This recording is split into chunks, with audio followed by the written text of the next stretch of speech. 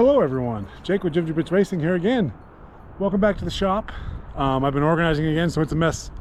I guess it never was not a mess, was it?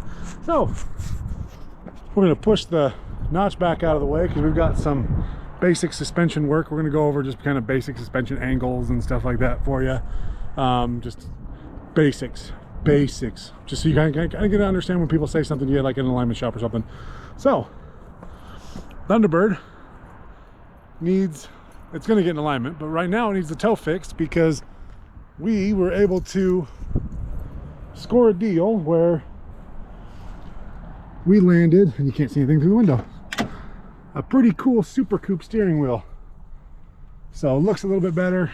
Nothing performance gained from it, just looks better and I like it. So, and it's not at the right angle, so as you're driving it's kind of tilted to the left. Not very fun. So we're gonna adjust some toe and fix that, and we'll show you kind of basics how to do it, so at least when you go to a alignment shop you know what they're talking about. So, but in other news, because YouTube wants us to kind of communicate and talk with you guys, I've got a question for you guys. So me and my boy have been talking about engines for the notchback. We picked up this 302. We were gonna overhaul it, go through it, and toss it in the notchback. Or we've got the ever famous 88 horsepower 2.3 liter. Slap a turbo on it, and we can make, you know, maybe 200. That'd be kind of cool. So in that little notchback, we could do a V8, 302, just basic, or 2.3 liter 4-cylinder turbo. So let's kind of create a discussion in the comments. What do you think? If I can create a poll, I'll do that too. That'd be kind of cool. So basically, if the 302 doesn't go in the notch, the 302 can go in the pace car, which is, you know, I wouldn't mind it. Would you? Could we? Please? Anyways, so there's some discussion. But let's get cars pushed out of the way because the notchback doesn't run. So we'll get started with that.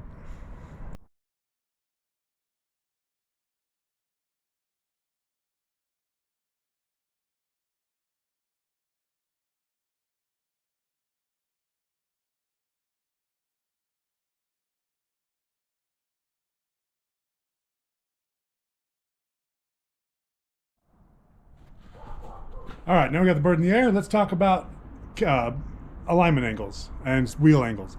So you've got your basics. You've got caster, camber, and toe.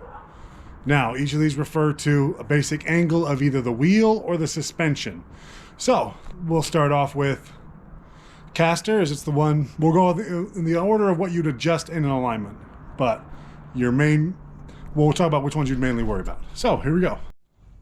Okay, so I am overly simplifying this. You could get so in depth with suspension and all this stuff, and you probably should if you're getting serious about racing, because minute changes in your suspension can really affect how the car handles. So, all right, so your angles with caster, you have 0 degrees, which would be straight up and down. Nobody ever runs 0 degrees. If you imagine a shopping cart, as you're walking around, the wheels are shaking back and forth violently to the side. That's basically what you're going to get with 0 degrees. So motorcycles usually have positive caster. Now what this does is it creates a little bit of stability, creates a natural want to center itself, and in broader terms, when you turn the wheel, it'll add camber to the wheel as you turn. So most of your setups are going to be in the positive caster range. You can go really crazy and then it gets really bad, so let's avoid that.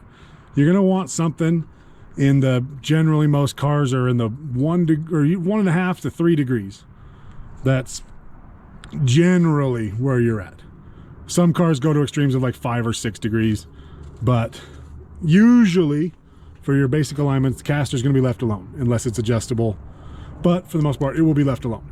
So caster can be used to help a car be self-stable, and if you need to add more camber in a corner, you can add more caster. But for basics, we're gonna leave our caster, we're gonna recommend we leave caster alone. Next one is gonna be camber. Now camber, we are talking about the angle of the wheel when looking at it straight forward. So you have 0, negative, positive. Based on the upper part of the wheel, if it's inboard, like facing towards the car, it's negative. If it's facing away from the car, it's positive. Now, in an ideal world, 0 would be what you'd want. Obviously, you'd want all of your tire on the ground at all times. But we don't live in an ideal world. And for racing, we can utilize this. So most of your cars are going to be set up with a little bit of negative camber. Now, race cars will want a little bit more negative camber. Now, what you can do, and basically what this does, is when you turn the wheel and you're in a corner, the car naturally wants to sit up on the wheel that's on the outside of the turn. So by adding camber, when it does sit up, it straightens up the wheel, so you get more of your contact patch. So hopefully I'm making sense of not losing anyone. I'm trying to keep this as basic as possible, but I tend to get really, really nerdy and ramble. So with camber, we're going to want a little bit of negative, but hopefully this makes you understand. 0, negative, positive. Okay, that's your camber. Now toe. Toe is the wheel. If you were looking at it from this direction, see the direction of the pipe, you'd have 0, out, in. Now, once again, in an ideal world, 0 would be perfect, because then we'd be driving straight on our wheels. We wouldn't be scrubbing them at all. It would make your tires last as long as possible. But once again, not an ideal world. Now, if you go with toe out, the car will become kind of waverly. It kind of waddles like a duck. But it can help with turn in for automotive racing. So some race cars run some turn out. I would recommend starting with either 0 or some slight turn in. Now, some toe in. So with some toe in, what this does is this stabilizes the car, because essentially the car tries to pull to itself. And if you've got both sides pulling to itself, you're stabilizing the car. Makes the car a little bit more predictable at speed, which is obviously what we want. So once again, toe, 0, in, out. Okay, there's our basics. We're gonna, when we go with like the really advanced stuff, I'm gonna nerd the hell out, and it's gonna be ugly. So anyways, here we go. Now I've got to adjust the Thunderbird because the steering wheel is not straight. I could show you that real quick. So the Thunderbird, the way it sits, with the way the wheel is right now, that is straight. As I'm driving down the road, that steering wheel is straight. The car doesn't pull, the car doesn't wander, the car doesn't anything like that. So, and I know that before I changed the steering wheel, it was straight. So, because I put a cool steering wheel on it, now I've got a steering wheel problem. So we're gonna fix that. Now, I highly recommend that you have an alignment done to fix this issue.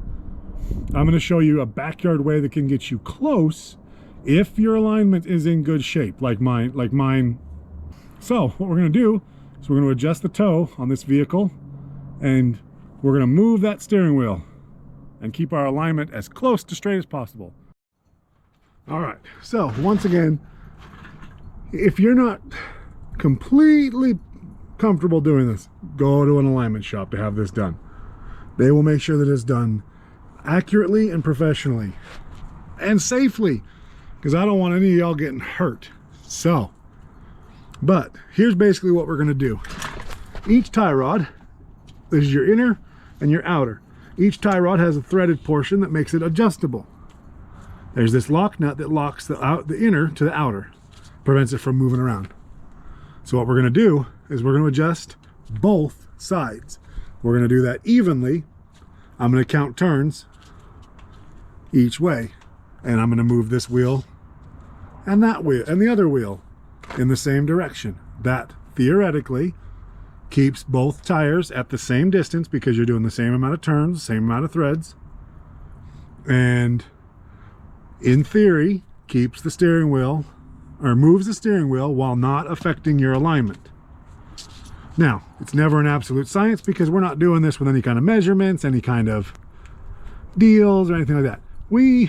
I'll probably break out the measuring tapes just because I can get as close as I can. But all right, let me explain what I did there at the end. So I've still got my adjusters loose so that I can do it.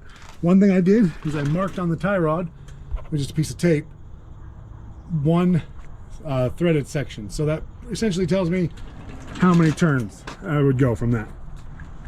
Did that on both of them so that way I can keep them even.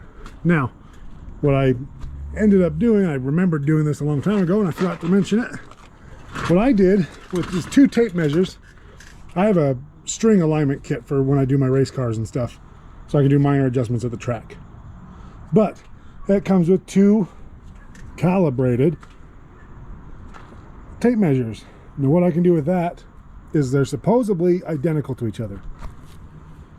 So what I did was I put both tape measures on the outside edge of a tread block and measured from that tire to this tire at the same tread block and tried to keep it as level as possible. As you can tell, my kind of thing was I touched the subframe.